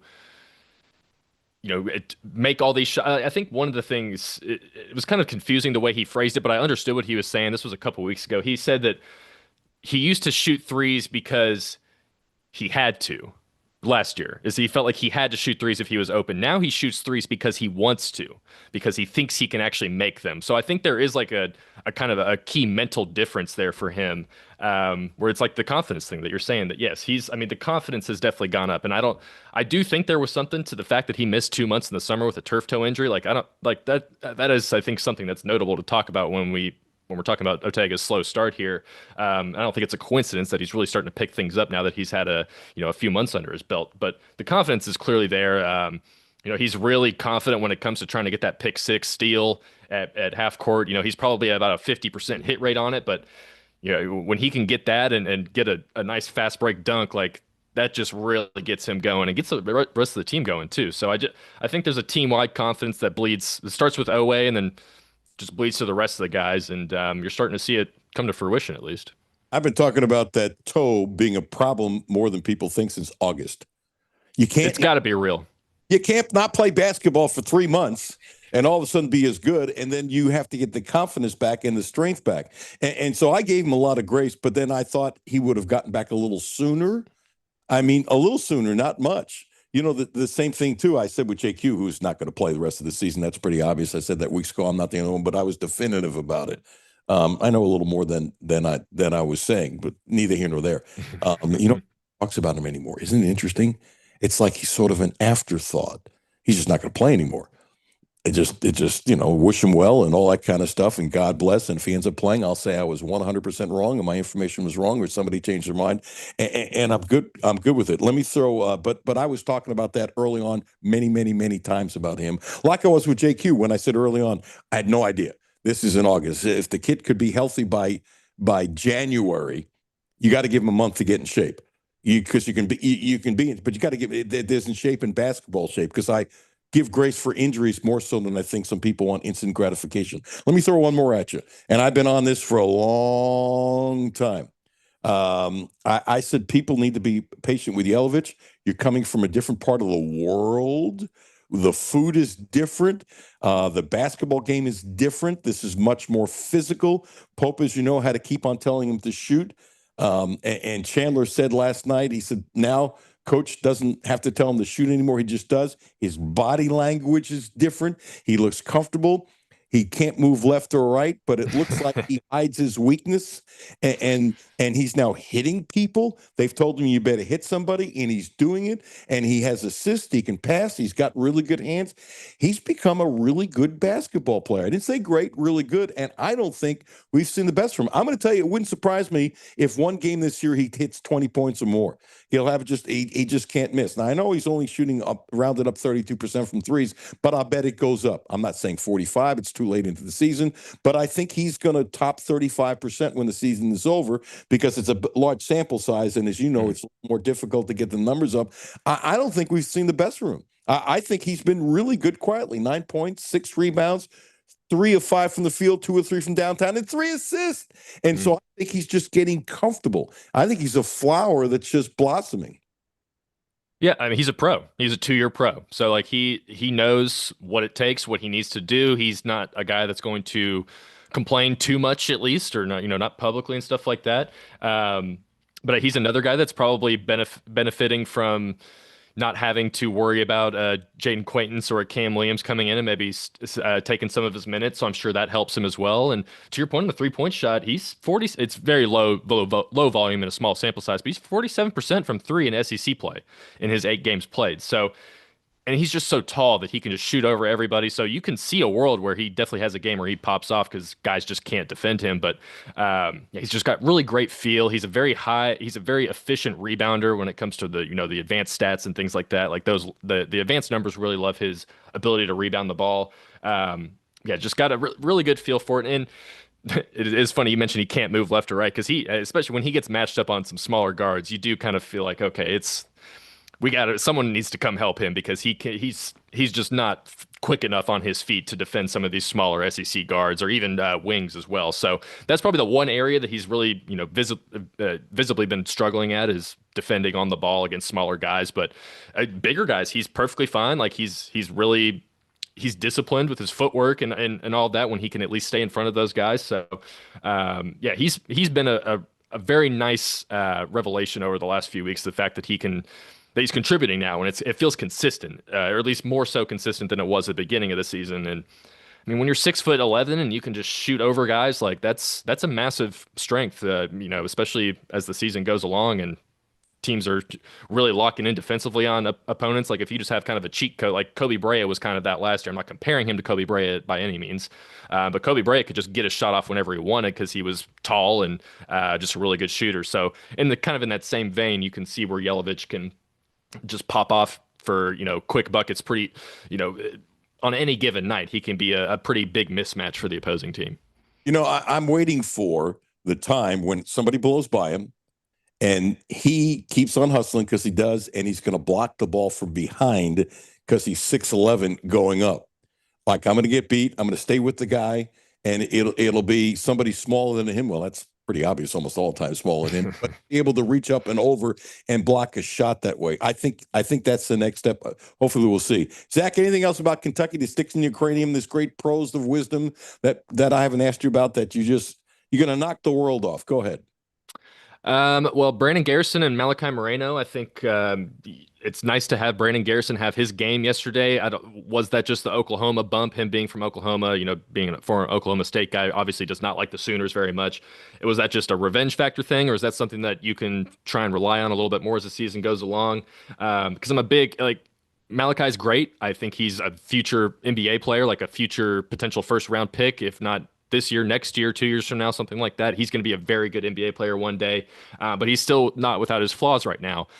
So you need to have more of this. Brandon Garrison doesn't have to go and get 20 points and 11 rebounds every game, but if he can come in and play with the confidence that he had last night, where he's just skying over guys for rebounds, playing with a lot of confidence to the point where he's begging himself to get teed up in the final second of the game. Like, I love that stuff. I love all that. So let's see if he can continue keeping that up. Because I think that's going to be huge. Because Malachi's not going to be there's going to be opponents that can kind of exploit him a little bit, and I think that was kind of the case last night. Even though Malachi had like 3 blocks in his limited playing time or whatever, but you're gonna have to have a backup 5-man of Brandon Garrison who can come in and be reliable and contribute if you really want to try and compete and try and win the SEC and go deep in the tournament. You're going to need those two guys to really be playing at high levels. So we saw Brandon do it last night. Let's see if we can get both of them to do them at the same time going forward.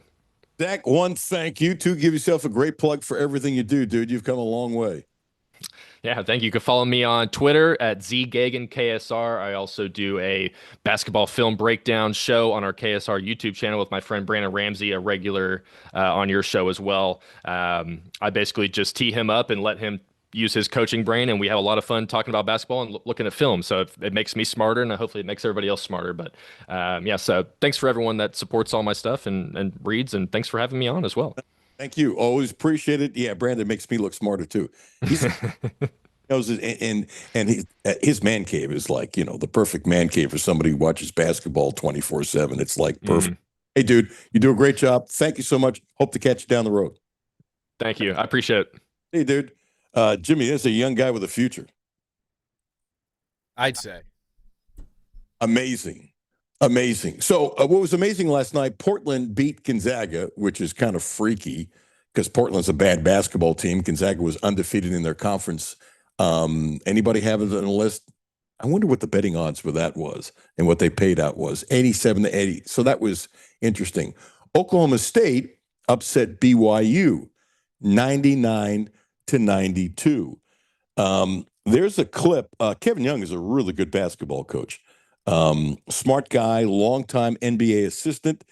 I didn't realize till last night, maybe I should have known, that he's a Mormon. Not that it really matters, but it does matter because the abuse that he and his team have taken more than once from fans in the stands, and I believe he said students, is ridiculous.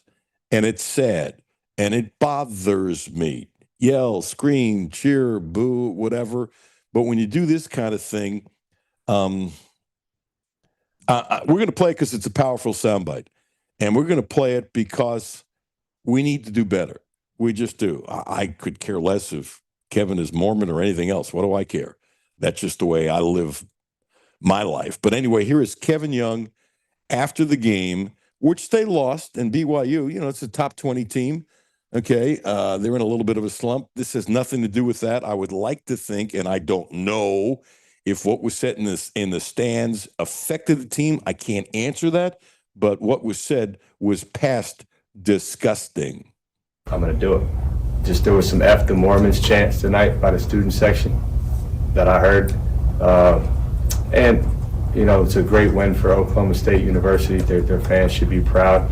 But it would be great if some class was warrant, in there as well. I got 4 small kids at home. I'm a Mormon. When I go home, they're going to ask me about it. Same way they asked me about it last year at Arizona. There's just too much hate in the world to be saying stuff like that. We got enough problems in our world without going at people's religion and beliefs and whether it's in vogue or not. And we don't even have our whole teams. We only have probably 4 or 5 guys who are even Mormon on the team. I understand what we represent, but even for a guy like AJ, that stuff is unwarranted. And like I said, man, I try to talk to our guys about being examples in the world. We can use basketball to really just bring people together and not tear people apart. It's something we talk about a lot. And it's just disappointing. So I hope someone prints that. I hope it's in bold on someone's publication, and just try to maybe together as a society we can just help the world kind of move forward and not divide each other and with hate and things that's really nonsensical. Thank you. I thought that was a great, calm way of putting it. Thought it was intelligent. I applaud him for saying it. It's just past disgusting. It really is. I'm not going to go through all the NBA trades, but I've wanted the Knicks to get Alvarado from the Pelicans for weeks and weeks and weeks and weeks, and they got him. They needed a backup point guard. It's a really good move. I tell you what else is a really good move. It's a little trade, but Rob Dillingham was not going to play in Minnesota. He just wasn't. He was buried on the bench. He's going to Chicago. And I'm fascinated to see what kind of opportunity he gets with Billy Donovan. Now, he's going to have some deficiencies of his size guarding big people. I get that. And maybe I'm wrong. And it's not because he played at Kentucky. I think he can really play. I really do. And I look at the box scores every day. So I will be watching that really, really closely. By the way, the Greek Freak, Giannis, they say, is now not going to be traded. There are so many trades that happen in the NBA. It's crazy. But I stand by this, and it won't be very popular. It broke yesterday during the show, and I talked about it. I think Dallas was brilliant trading Anthony Davis to Washington. Now, if Anthony Davis is healthy, he's got 5 years left, Jimmy, I think. It's a huge contract. He got an extension when he didn't need an extension. He had 2 or 3 years left, and the Lakers gave him 6 years, $180 million, whatever it was. If you can check it, Jimmy, it was a crazy extension. And I even said on there, who doesn't like Davis, right? Why did they give him the contract extension? He's 32 now. It made no sense. It was one of those things why? Some of these contracts extensions are just dumb. I thought it was a dumb move by the Lakers. So they traded him to Dallas, and then with all the heat about trading Luka and stuff like that, first of all, he got hurt. And I said at the time, if Davis can be the old Davis, the trade will work out better for Dallas than anybody thinks. I said it then, and I meant it, but he's hurt again. So they traded him to Washington. Jimmy, they literally got more draft choices back in trading him to Washington than in the trade with the Lakers. So I think they did well. Now, if Davis is healthy, could this be a good deal for Washington? Absolutely, and I hope he's healthy. And I really hope he's healthy. Now the capital goes to Dallas. Another thing, I watched Dallas the other night, and I hate to say this, but Cooper Flagg was a ball hog. I don't like ball hogs. I've seen Harden when he was a ball hog. He was like taking every shot. He was like 12 for 24. Everybody else is standing around. It's just interesting from what I saw him early on and now. There's got to be some in between because it looked like, guys, you can tell body language is we're not happy playing with him. And I love the kid. But when you basically take a shot almost every time it seems like you get the ball, it's, there are stars and there's a way of doing it. And I guess he's feeling it out. By the way, Jimmy picked this up. Thank you, Jimmy. If you bet $10, why would anybody bet $10 on the Portland Gonzaga game last night? Why would anybody do that? You got $180. Why would anybody bet like that? In a million years, would you put $10 on Portland covering the spread with Gonzaga? I don't know if I would have done it. Now, that was just to outright win, not to cover the spread. It's normally like an even money, but I've done something similar. Like I put $5 on a game, not that one in particular, but like maybe some college football games where you're like, hey, maybe something weird happens today to Ohio State. And it happens once every, 2-3 years, but I'm sure there's someone out there, some Portland fan that was at the game probably did it. Probably 3 people were screaming. Yeah. Unbelievable. Thank you, Zach. Appreciate it. Thank you, Mike. Coming up next, Jonathan Davis, Alan Cutler, 1300 AM, 92.5 FM. No Filter Radio with Alan Cutler, brought to you by Quantrell Auto Group. QuantrellForLife.com. Hi, this is Alan Cutler. Have a no filter comment?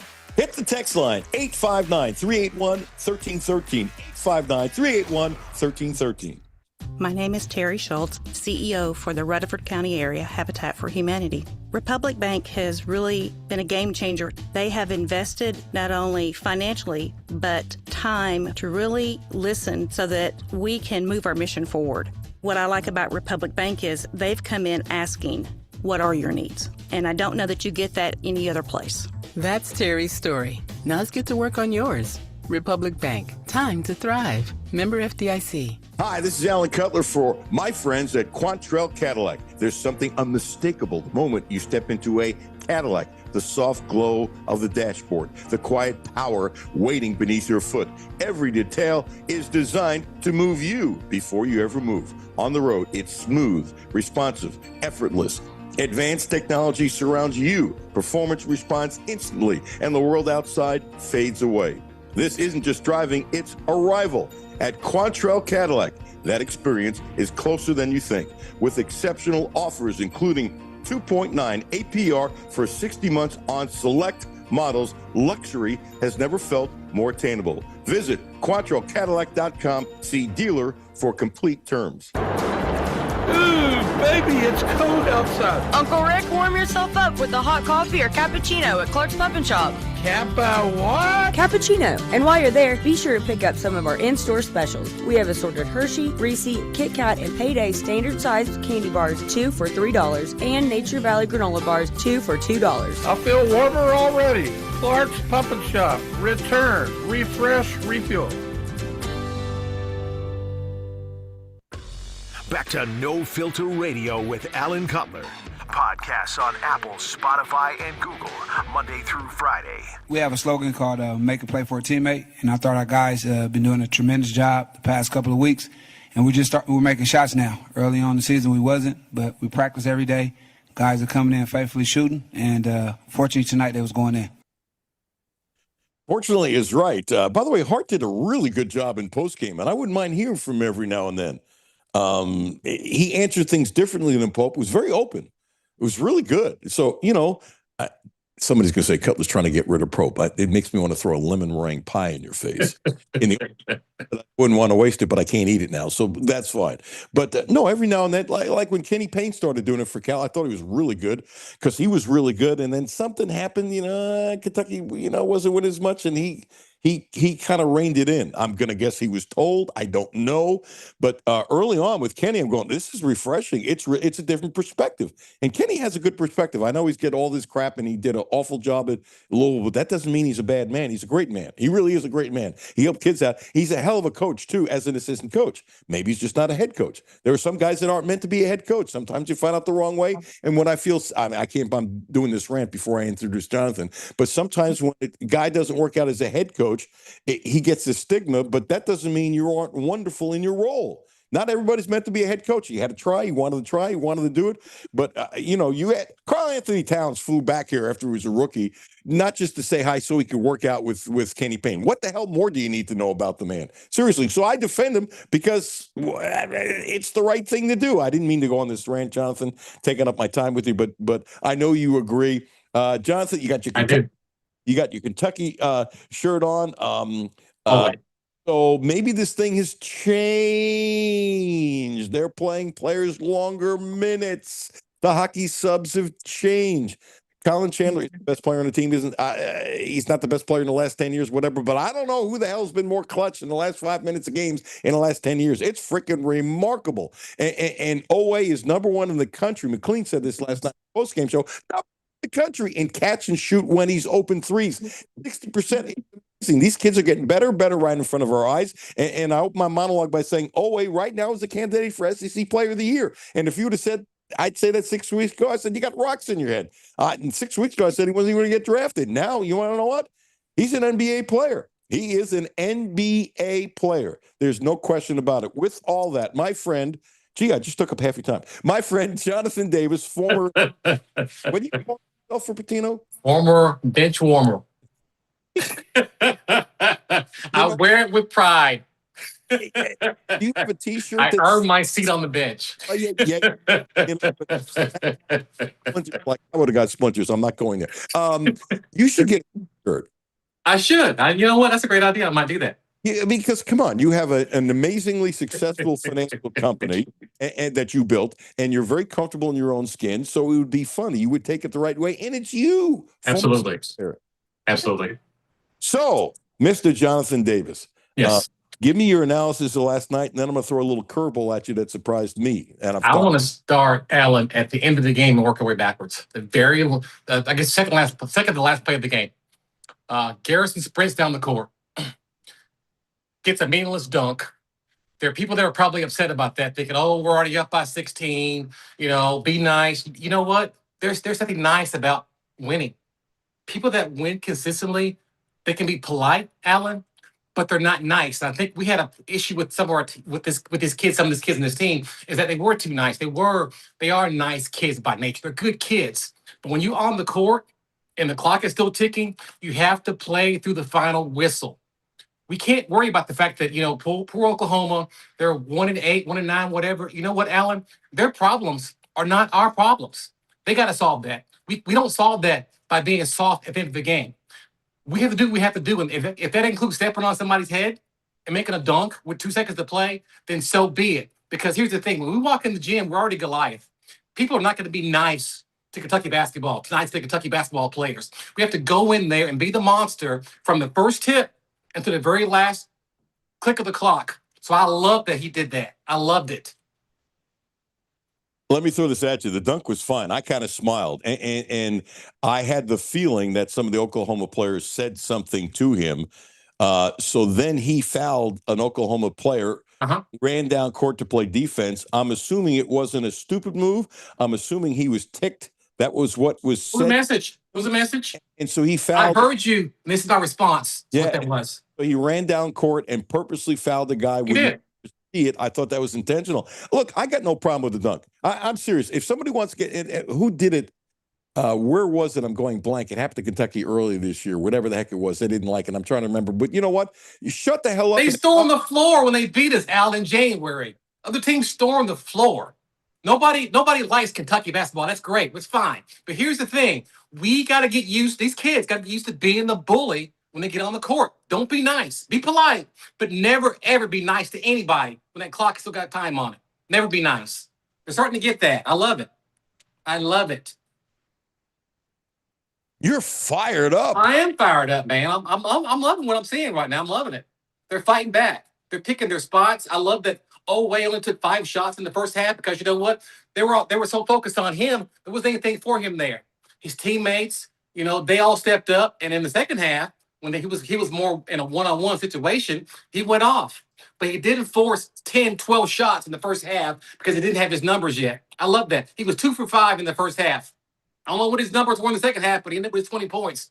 He's going to get his points, but he's smart and he's starting to pick his spots and playing downhill. He's playing drive first And then when they back off of me, take a jumper. Not, I'm going to go into the game and show to the pro scouts, I can shoot a jumper. That's got to be a secondary consideration for him. He's starting to figure out who he is as a player, which is what's going to give him a chance to play at the next level. I'm loving it. I'm loving it. Wow, fired up Jonathan Davis. I love it. Okay. I was surprised with this soundbite. So Garrison, to me, I'm good with him being physical, but the technical he got the other day, I thought was just not smart. When the other two were ridiculous. When Doug Shep was just so bad, and how do you not call it technical when DJ Wagner pushes with two Colin Chandler on the ground right in front of everybody? I thought that was disgustingly no call, and it's not just Shouts. The other two referees swallowed their whistle. You can say, hey, number one, Doug, you were wrong. I got to call a whistle. It's like they're afraid of him. It was bad. Intimidating. As soon as he got close to the guy, I knew he was going to get a technical. I think sometimes you need to rein him in a little bit. That has been my feeling. Okay. But here's the thing, though, Alan. Here's the thing. Well, I want to You've got to with a ball player, Alan, as a former player, you've got to err on the side of letting the kid go too far, as opposed to having a kid playing timid. You can always pull him back, but when you got a kid playing timid, the hardest thing in the world to do is to push him out there and be like, "Oh, be more aggressive, be more aggressive." Let him play wild, and then pull his chain if it has to be pulled. But let him go off first, and then worry about tempering it back. You can always get back. Much easier you can go forward. It's a great comment. I was going to play this bite for you first, but you went on a rant, so go for it. So at times I thought, and you're right, let somebody go too far and you can overthrow it back. Absolutely. It's worse when if you have a team that is soft, try to make them harder. I would always try to run somebody back in. I've always said that. I agree with 100%. But this is what surprised me. Hart filling in for Pope, who went to get his daughter, coming back from a mission in El Salvador, which is crazy. Pope family hadn't seen her daughter and sister in 15 months. Wow. So he was running to the airport. I'd be running. I bet he got a police escort. I hope he did. He should have if he's Mark Pope. Anyway, this was a fascinating clip by Jason Hart last night. Somebody asked the question, is BG too physical with the technicals and stuff enough? Do you tell him to chill? What are you telling him? And this answer by Hart, what they tell him is fascinating. Here it is. Nothing. Keep doing that. We need that. A lot of times, me working here at Kentucky, it's always the other team's biggest game. And so we need him to go back to being who he is, getting physical with players. And we feed off that, especially as coaches. We not encourage him to do anything dirty, but we need his physical play. And we need him to be that. And I applaud it.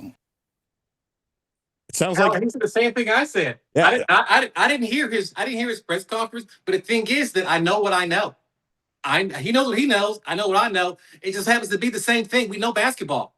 People who know basketball at a very high level, you know how to operate at this level. That's why I don't listen to many naysayers or many outsiders. I listen very, very, very rarely listen to the pundits who pontificate about things they don't know about. This is how you play basketball. You go out there, you assert yourself, you become the bully, and whatever happens, happens after that. There are no nice guys out there that win. They're nice guys, but the nice guys aren't winning basketball games. This is not how we got here. We got to get back to being that kind of a team, and we're starting to show that now. Here was my problem with Garrison. When Jamal McGlure was called a thug and all those names, I loved it. He set the tone. He ain't messing with Kentucky. I'm Jamal McGlure. Plus, McGlure was pretty good when the referees weren't looking, kind of taking care of business what they used to do it in the NBA. And he played in the NBA forever. And by the way, he looks like he can still play today. I absolutely loved it. I guess I didn't trust, to no filter myself, and I've never put it this way, I didn't trust that BG would go too far. I thought he was on the brink of maybe really starting something that would be really bad. Now, that might be bad to say. I'm just telling you what my feelings are. If he controls himself that he never goes too far, I applaud what he's doing. But I had this thing when I would watch him go far, in the back of my head, Jonathan Davis, I go, is this going to be a brawl? So that was in my head. And by the way, he could be doing him, and he really might not be inciting a brawl, but the other team then can take it to another level where it might not have been his intentions, and we both know that. So if he has some control, I love what he's doing. I just didn't trust. Does that make sense? It does, but here I'm having a problem, Alan, with your emphasis on him being in control because it implies that he's on the verge of getting so out of control that he can't come back. I don't see that at all. I mean, we got to keep in mind. Just look at the early part of this season. Remember how timid this particular player was? This guy was out there lost. He was a step. Hell, he was a step and a half too slow half the time first part of the season. And now he's gaining some confidence. He's playing aggressively. He's being the first one to the ball. If he quote unquote goes too far one or two times, it won't bother me at all. Now, if he becomes the Draymond Green, he's out there elbowing people and going crazy like some kind of a monster, that's a whole different situation. But just like what the Coach Hart said, right now you don't bring him back. Right now you let him go as far as he's going to go. Let it happen right now. If a fight breaks out, so be it. If he's fighting every single night, okay, that's different. But if a fight happens to break out, that's part of the game. If the other team wants to fight back, great. If they don't want to fight back, they want to sit down, also great. But again, we're not sitting back and letting them dictate the temperature of the game. We are dictating how hot the game's going to be played. They get to decide how they want to respond to that. I love that. That's why he's not saying anything to him. Turn the temperature up and let's just see what happens. It was really good, Jonathan. Okay, I'm rating myself back that if something happens, it happens. I really thought he was okay. When I say you're in control, if it's part of how you play and you're reacting naturally, that you're in control. If you would normally get ticked off, did you hear what he said last night on the court? Because you could hear it. No, I couldn't hear it. No. Oh, one of the Oklahoma players fouled him, and another one pushed him down. And when he got pushed down, I went, uh-oh, and he screamed. Are you ready for this? You didn't hear it, did you? No. What's up, bitch? I love it. I love it. What's your response? That's what he's saying to them. You know, this is what we're gonna do. This is how we're gonna play. What's your response gonna be? I'm not gonna wait for you to dictate to me how we're gonna play this game. I'm gonna dictate to you how we're gonna play. And whatever happens, happens. The referees out here, they'll get it, they'll calm it down if it gets too hot. But as far as you and I, what we're gonna do here, we're gonna dance and see what happens. Really good. Okay. I was leaning towards seriously not liking it because I was concerned, as I said, that he would go too far. No concern at all. No. Okay. Well, this really hurts I'm in pain right now about what I'm about to say to you. Jimmy, shut the tape off. I don't want this posterity. Go ahead, say it. I love it. I love this part because it never happens. I love this part, Alan. Jonathan, I got a pain in my rib about it said. If I'm not a hypocrite, no filter, and I've filtered times. All right, let me just get it off my chest. Jonathan Davis, you have convinced me to swing my pendulum, which is close to being okay with it, but I was not okay with it. I get it. I'm now very good with it. I get it. You have swayed me. You have changed my opinion. You know how tough it is to be a stubborn guy like me? It's very tough to change Alan Cutler's mind. Very tough. But Alan, here's something a lot of people don't really realize is that going back even to the dinosaur days back when I played, we weren't a very big team. Patino's first two teams there, we weren't very big, but we were physical. We played a very physical style of play. I mean, we mixed it up with people. We didn't back down. Do you think that's been one of the big things this team has lacked? Yes, it is. Yes, it is. Because talent-wise, it's there. But at some point, like I said, you've got to get up in the guy's face and be like, what did Garrison say? What's up, B? You got to have the attitude. You got to play like that until the final tick goes off the clock. Play through the whistle. And one thing Patino used to tell us is that, even whether we're up 20 or down 20, forget the clock. Just keep playing basketball. And sometimes kids get away from that because it's not always taught to be that way. And sometimes it's taught to, be nice and, you're up by 10 with 10 seconds to go. Don't shoot. Forget all that stuff. If the game is going on and we're on the court, I'm going to bend you to my will until the clock goes off. And then when the clock goes off, We're going to shake hands. We can hug. We can sing Kumbaya. But while we're playing basketball, I'm going to try to dominate you, Alan. I'm going to try to dominate you. I'm going to make you back down. And we've been missing that. And we're starting to get back to that. I will never do this again with you. That's twice. You have dominated me.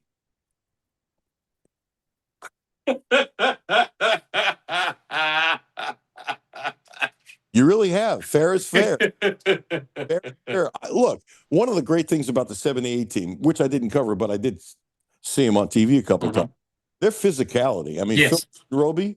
Monsters. Yeah, They were not nice guys. They were not nice at all. Well, not nice. Physical.